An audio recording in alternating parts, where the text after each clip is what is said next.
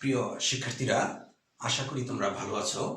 আজকের ক্লাসে আমরা উচ্চতর গণিত প্রথম পত্রের বিন্যাস অধ্যায়টি নিয়ে আলোচনা করব। প্রথমে জেনে নেওয়া যাক বিন্যাস কি।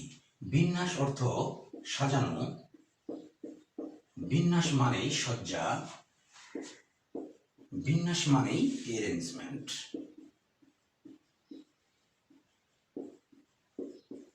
অর্থাৎ কতগুলি জিনিস থেকে কয়েকটি বা সবগুলি একত্রে নিয়ে তুমি যত প্রকারে সাজাতে পারো তার প্রতিটিকে এক একটি বিন্যাস বলে।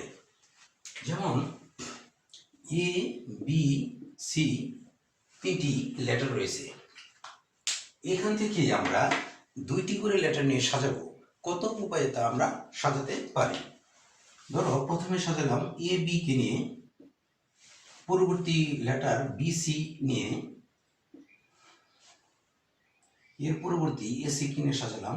আমি যদি অর্ডার চেঞ্জ করি তাহলে বিন্যাসের পরিমাণ বেড়ে যাবে, অর্থাৎ বি এ হয়ে যাবে।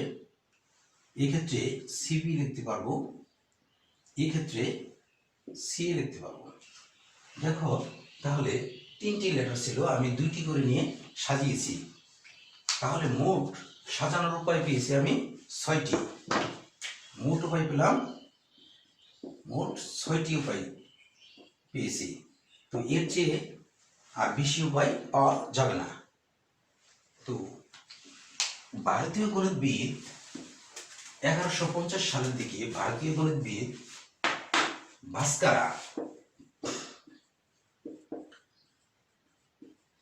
ভাস্কারা বিন্যাসের বিভিন্ন উপপাদ্য এবং বিন্যাস নির্ণয়ের কৌশল নিয়ে তার লীলাবতী গ্রন্থে লিপিবদ্ধ করেন। এবার জেনে নেওয়া যাক গণনার যোজনবিধি। গণনার যোজনবিধি। একজন লোক ধরো এই স্থান থেকে পায়ে হেঁটে বি স্থানে 3 উপায়ে যেতে পারে। একজন লোক এই স্থান থেকে পায়ে হেঁটে 3টি উপায়ে যেতে পারে। আবার এই স্থান থেকে যদি গাড়ি যুগে অথবা অটো ভ্যান যুগে বা অটো রিক্সা যুগে যাওয়ার আরো ভিন্ন 2টি প্রক্রিয়া থাকে, তাহলে মোট উপায় হলো 5টি। অর্থাৎ পায়ে হেঁটে যাওয়ার উপায় রয়েছে 2টি, 3টি, আর গাড়ি যুগে যাওয়ার উপায় রয়েছে 2টি। তাহলে মোট উপায় হলো 5টি। অর্থাৎ একটি কাজ যদি স্বাধীনভাবে এম সংখ্যক উপায়ে করা যায়, আবার ওই কাজটি যদি স্বতন্ত্রভাবে আরো এন সংখ্যক উপায়ে করা যায়, তাহলে কাজটি একত্রে এম প্লাস এন সংখ্যক উপায়ে করার প্রক্রিয়াটাই হলো গণনার যোজন বিধি। এবার জেনে নেওয়া যাক গণনার গুণন বিধি। গণনার গুণন বিধি।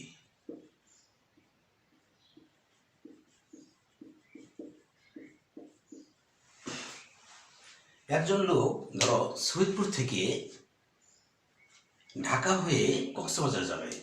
তো ধরো এখানে আমি এটা দেখালাম সৈয়দপুর।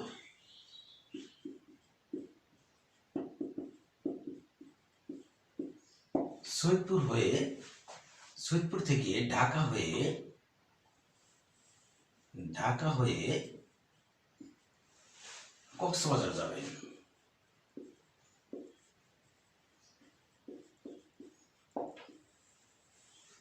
ধরো সৈয়দপুর থেকে ঢাকা যাওয়ার উপায় রয়েছে আমার 3 প্রক্রিয়ায় যেতে পারবে। ধরো বিমানে যেতে পারবে, বাসে যেতে পারবে, ধরো ট্রেনে যেতে পারবে। আর ঢাকা থেকে কক্সবাজার উপায় রয়েছে ধরো 2টি। একটি হলো বিমান, আরেকটি হলো ধরো বাস। তাহলে এই উপায়গুলো যদি আমি একটি নাম দিই, ধরো বিমানে যাওয়ার উপায়কে আমি নাম দিলাম এ, বাসে যাওয়ার উপায়কে দিলাম বি, ট্রেনে যাওয়ার উপায়কে দিলাম আমি সি। আর এখানে বিমানে যাওয়ার উপায়কে আমি দিলাম 1, এখানে বাসে যাওয়ার উপায়কে দিলাম আমি 2। তাহলে খেয়াল করো, যিনি সৈয়দপুর থেকে বিমানে ঢাকা যাবেন, ঢাকা থেকে উনি আবার দুইটি উপায় পেয়ে যাচ্ছেন, একটা বিমানে অথবা বাসে। অর্থাৎ এর জন্য উপায় সংখ্যা হলো A1, A2। অনুরূপভাবে যদি সৈয়দপুর থেকে উনি বাসে যান, তার ঢাকা থেকে আবার দুইটি ওয়ে পেয়ে যাচ্ছেন, সেক্ষেত্রে B1, B2। অনুরূপভাবে ট্রেনের ক্ষেত্রেও দুইটি উপায় থাকতেছে, সেটা হলো C1, C2। তাহলে মূলত এখানে উপায় ছিল 3টি আর এখানে উপায় ছিল 2টি, অর্থাৎ 3 গুণন 2 অর্থাৎ 6 প্রক্রিয়ায় তিনি সৈয়দপুর থেকে কক্সবাজার যেতে পারবেন ঢাকা হয়ে। অর্থাৎ দেখো A1, A2, B1, B2, C1, C2। তাহলে এখানে দুইটি, এখানে দুইটি, এখানে দুইটি, অর্থাৎ 2, 2, 2 অর্থাৎ 6 হয়। সেক্ষেত্রে আমরা সেটাকে গুণন প্রক্রিয়া সম্পন্ন করি, 3 গুণন 2, 6। এটি হলো গণনার গুণন বিধি। অর্থাৎ একটি কাজ যদি তুমি m সংখ্যক উপায়ে করতে পারো, ওই প্রথম কাজটির উপর প্রথম কাজটি করার সাপেক্ষে দ্বিতীয় কাজটি যদি n সংখ্যক উপায়ে করা যায়, তাহলে কাজটি একত্রে m গুণন n সংখ্যক উপায়ে করা যাবে। এটি হলো গণনার গুণন বিধি। এবার সব 5টি family A, B, C, D, E তারা খাগড়াছড়িতে বেড়াতে যাবেন। তো তারা খাগড়াছড়িতে গিয়ে হোটেল বুকিং দেওয়ার জন্য একটা হোটেলে গেছেন। সেখানে দেখা গেল যে 5টি রুমই রয়েছে, আমার হোটেলে 5টি রুম রয়েছে।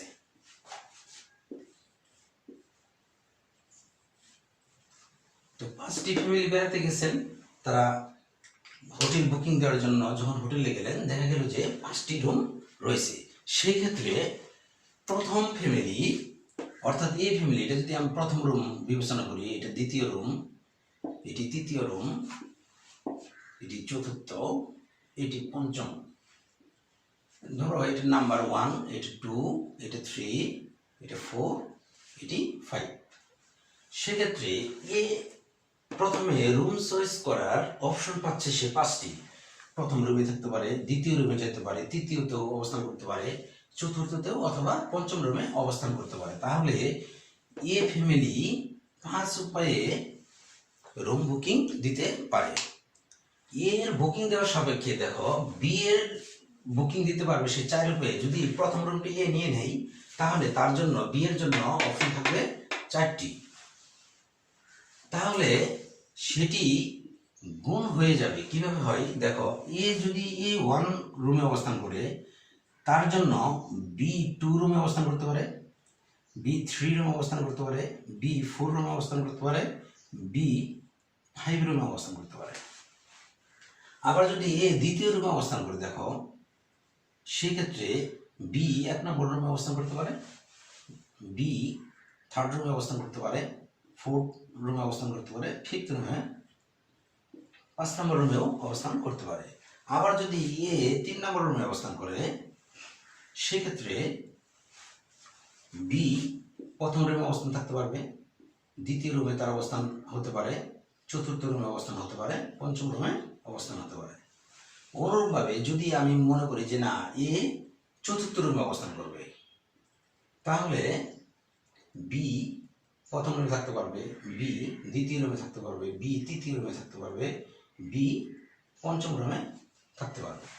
আবার যদি এটা মনে করি যে বি এ পঞ্চম রুমে অবস্থান করবে, পঞ্চম রুমকে সে পছন্দ করে নিল এ ফ্যামিলি, তাহলে বি এর চুজ করার অপশন থাকবে যে B1, B2 2 নম্বর রুম, বি 3 নম্বর রুমে যেতে পারবে, বি 4 নম্বর রুমে যেতে পারবে। তাহলে দেখো এ এর রুম যখন 5 ওয়ে বুকিং হলো, তখন বি এর রুম বুকিং করতে পারে এইভাবে, অথবা এইভাবে, অথবা এইভাবে, অথবা এইভাবে, অথবা এইভাবে। অর্থাৎ মোট উপায় খুঁজে পাওয়া যাচ্ছে যে 1 2 3 4 5 5 4 20টি উপায়। বুঝতে পারছো নিশ্চয়ই তোমরা? এবার আসো, যদি এ বি একত্রে রুম বুকিং 20 উপায় করতে পারে, তাহলে সি এর হাতে অপশন রয়েছে কয়টি? সি এর হাতে অপশন রয়েছে, এরা দুইজন যদি 2টা রুম বুকিং দেয় তাহলে 3টা রুম সর্বোচ্চ সে বুকিং দিতে পারে। তাহলে একত্রে 5 × 4 × 3 উপায়ে 3টি রুম বুকিং করা যাবে। এবার যদি আমি মনে করি যে ডি বুকিং করবে, তো ডি এর হাতে 2টি রুম বুকিং করার অপশন থাকছে, তাহলে আর ই এর হাতে মাত্র 1টি রুম বুকিং করার অপশন থাকছে। খেয়াল করো বিষয়টি, আমরা এ এবং বি এর রুম বুকিং এর বিষয়টি দেখেছি যে কিভাবে হয়। তো এভাবে গুণাকারে একটা আরেকটার সাপেক্ষে বা একত্রে বিন্যাস হবে। এবার দেখো, 5টি ফ্যামিলি 5টি রুম বুকিং করার উপায় হলো 5 × 4 × 3 × 2 × 1 একত্রে। সেই ক্ষেত্রে আমরা এটাকে বলতে পারি 5 ফ্যাক্টোরিয়াল অথবা 5 ফ্যাক্টোরিয়াল। 2 পায়ে ফ্যাক্টোরিয়াল চিহ্ন দেওয়া যায়। ফ্যাক্টোরিয়াল কি? ফ্যাক্টোরিয়াল হলো প্রথম n স্বাভাবিক সংখ্যার ক্রমিক গুণফলকে n ফ্যাক্টোরিয়াল বলা হয়। প্রথম n স্বাভাবিক সংখ্যার ক্রমিক গুণফলকে বলা হয় n ফ্যাক্টোরিয়াল। যেমন 1 × 2 × 3 × 4 × 5 n-2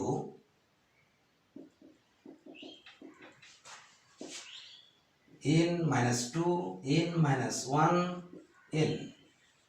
দেখো তোমরা একটু খেয়াল করো, দেখো প্রথম n সংখ্যক স্বাভাবিক সংখ্যা আমরা দিছি 1 2 3, প্রথম থেকে শুরু হয়েছে যাত্রা এবং n নাম্বারে গিয়ে শেষ হয়েছে। ক্রমিক সংখ্যা প্রত্যেকটা দেখো একটি ক্রমিক সংখ্যা, তাহলে এটাকে আমরা n ফ্যাক্টোরিয়াল বলি। আবার এভাবেও লেখা যাবে বিষয়টিকে যে n n-1 n-2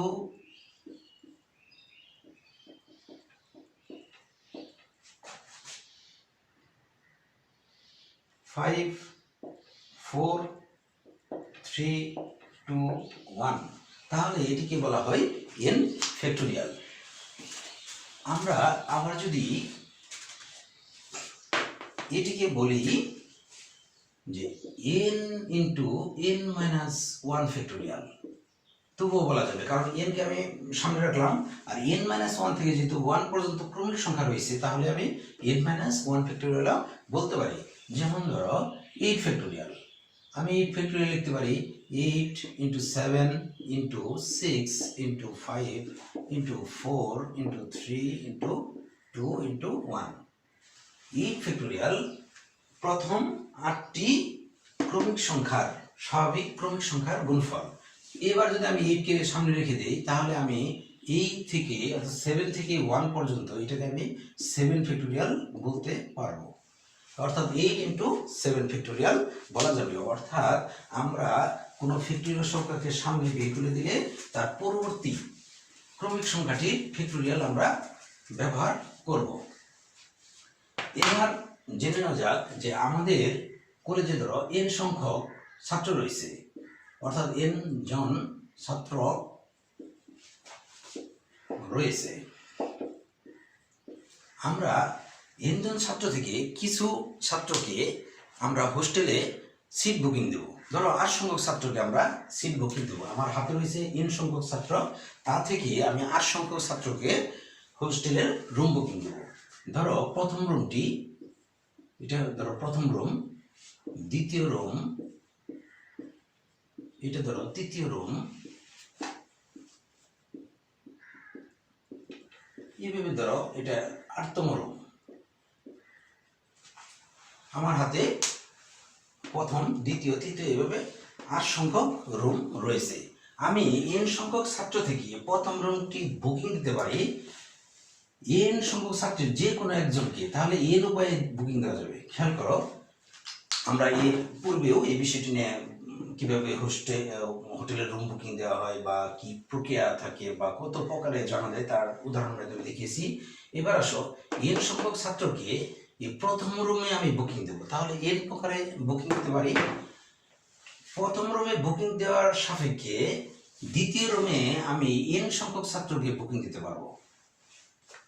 তাহলে এদের দুইজনকে দুইজন ছাত্রকে অর্থাৎ প্রথম এবং দ্বিতীয় রুমে একত্রে বুকিং দিতে পারি এন P2, দুইজনকে বুকিং দেওয়া যায় n into n minus one উপায়ে। খেয়াল করো যে প্রথম জনকে বুকিং দেওয়ার সাপেক্ষে দ্বিতীয় জনকে আমি রুমে বুকিং দিতে পারছি n into n minus one, অর্থাৎ টোটাল একত্রে দুইটি রুমে একত্রে বুকিং দিতে পারি n মাইনাস ওয়ান উপায়ে।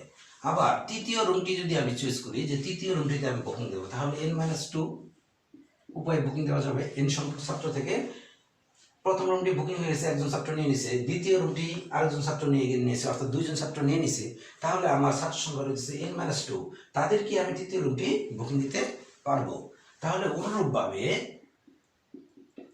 আমরা আর রুম বুকিং দিতে পারবো। তাহলে n মাইনাস, এখানে খেয়াল করো যখন দ্বিতীয় রুম তখন 1 হয়, যখন তৃতীয় রুম তখন এখানে 2 হয়েছে, মানে এক করে কম, সেই ক্ষেত্রে এটা হবে n মাইনাস আর মাইনাস 1 সংখ্যক ছাত্রকে বুকিং দেওয়া যাবে সিরিয়াল অনুযায়ী। তাহলে অনুরূপভাবে তিনটি রুম যদি আমি একত্রে বুকিং দিই, তাহলে np3 ইকুয়াল টু আমার n minus one n minus two হবে। দেখো আমি যদি এখন সমস্ত রুম একত্রে বুকিং দিই, সমস্ত রুম একত্রে বুকিং দিই, তাহলে আমার মান হচ্ছে বা বুকিং দেওয়ার উপায় সংখ্যা হচ্ছে n সংখ্যক ছাত্র থেকে আমি r সংখ্যক ছাত্রকে r সংখ্যক রুম বুকিং দেব। তাহলে খেয়াল করো যে n minus one, n minus two, n minus three, এভাবে চলতে চলতে আমরা n ইন্টু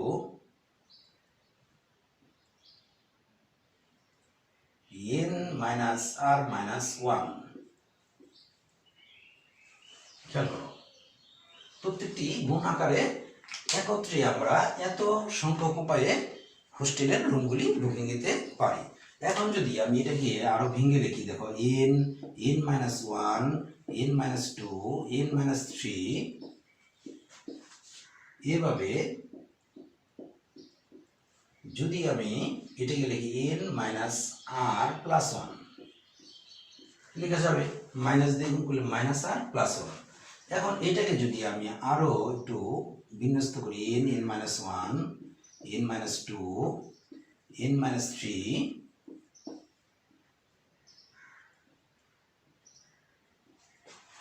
n মাইনাস আর প্লাস ওয়ান, তো এর পরবর্তী সংখ্যা হলো n মাইনাস আর।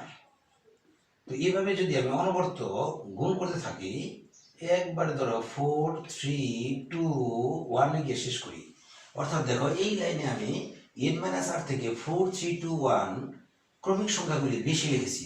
তাহলে সেটাকে যদি আমি ভাগ করে দেই, সেটাকে যদি আমি যেগুলি বেশি লিখেছি সেগুলি দ্বারা ভাগ করে দিই, দেখো তাহলে হবে n মাইনাস আর ইন্টু, এভাবে প্রত্যেকটা গুণ আকারে যদি আমরা 4 ইন্টু 3 ইন্টু 2 ইন্টু 1, খেয়াল করো উপরে আমি n মাইনাস আর থেকে 1 পর্যন্ত সংখ্যাগুলি বেশি লিখেছি, তাই আমি সেটাকে ডিভাইডেড করে দিয়েছি, n মাইনাস আর থেকে শুরু করে 1 পর্যন্ত আমি ডিভাইডেড করে দিয়েছি। তাহলে আমি কি পেলাম? প্রথমত দেখো n থেকে শুরু করে 1 পর্যন্ত ক্রমিক স্বাভাবিক সংখ্যার গুণফল রয়েছে। তাহলে আমি এটিকে কি বলতে পারি? n ফ্যাক্টোরিয়াল বলা যায়, n ফ্যাক্টোরিয়াল বলা যায়। আর n মাইনাস আর থেকে 1 পর্যন্ত রয়েছে, তাহলে এটাকে আমি n মাইনাস আর ফ্যাক্টোরিয়াল বলতে পারি। তাহলে কি দাঁড়ালো? n সংখ্যক ছাত্রকে আমি হোস্টেলে বুকিং দিয়েছি 8 সংখ্যক ছাত্র, তাদের উপায় সংখ্যা আমি পেলাম n factorial by n minus R factorial. অর্থাৎ n সংখ্যক ভিন্ন ভিন্ন বস্তু থেকে যদি আমি r সংখ্যক ভিন্ন ভিন্ন বস্তু নিয়ে সাজাই, তাহলে সাজানোর উপায় হবে n factorial by n minus R factorial. আবার বলছি, n সংখ্যক ভিন্ন ভিন্ন বস্তু থেকে যদি আমি r সংখ্যক ভিন্ন ভিন্ন বস্তু নিয়ে যত প্রকারে সাজানো যাবে তা হলো npr, p ফর পারমুটেশন, আর সেটার মান হলো n factorial by n minus R factorial. তো প্রিয় শিক্ষার্থীরা, আজকে এই পর্যন্তই। আশা করি পরবর্তী ক্লাসে তোমরা অবশ্যই যোগদান করবে। সবাই ভালো থাকো। আল্লাহ হাফেজ।